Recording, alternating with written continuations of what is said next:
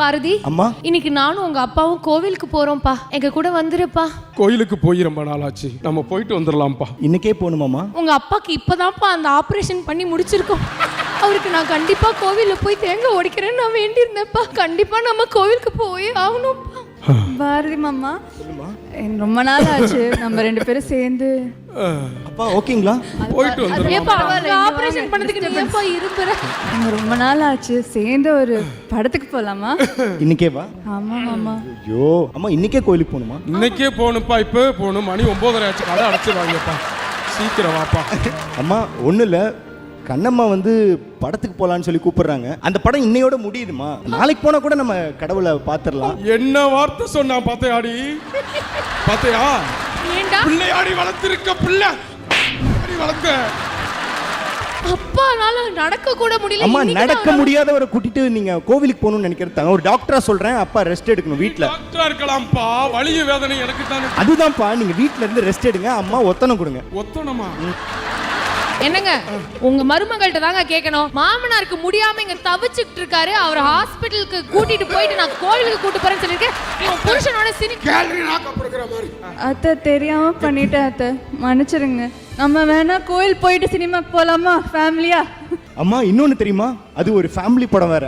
அப்படியா? ஆமாங்க. அப்ப உங்க அப்பா தனியா ஆட்டோ பிடிச்சிட்டு அவர் வேணா கோயிலுக்கு போட்டோம், நம்ம 3 பேரும் வேணா சினிமாவுக்கு போலாம். ஓகேம்மா.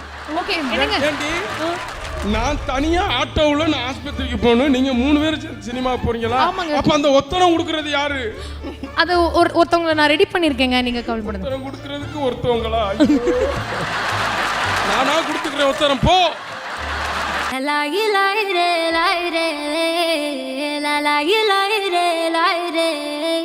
காட்டு பயல கொஞ்சி போடா என்ன ஒரு காணி, மொரட்டு முயல தூக்கி போக வந்த பயடா நீ, கரட்டு காட கிடந்த என்ன திருட்டு முழிக்காரா துரட்டி போட்டு இழுக்கிறடா நீ, திருட்டு பூனை போல என்ன உருட்டி உருட்டி பார்த்து சுருட்ட பாம்பா ஆக்கி புட்டா நீ, முந்தியில சொருகி வச்ச சில்லறைய போல நீ, இடுப்பு மடிப்பில் என்ன நம்ம செஞ்சு புட்டு போற நீ, பாரங்கள்ல இருந்த என்ன பஞ்சு போல ஆக்கி புட்ட என்ன வித்த வச்சிருக்க நீ, யான பசி நான் உனக்கு யான பசி, சோழ பொறி நீ எனக்கு சோழ பொறி.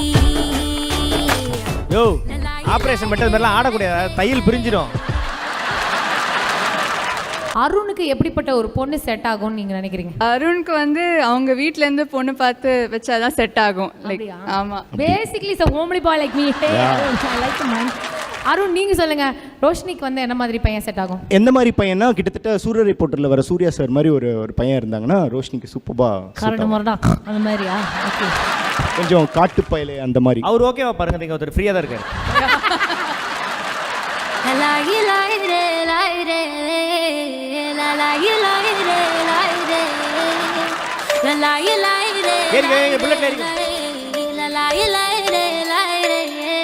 காட்டு பயல கொஞ்சி அப்படியே தம்பி காவல விட்டுருவாரு. ஒரு காணி ஆனந்த யாழை மீட்டுகிறாய், நெஞ்சில் வண்ணம் தீட்டுகிறாய்.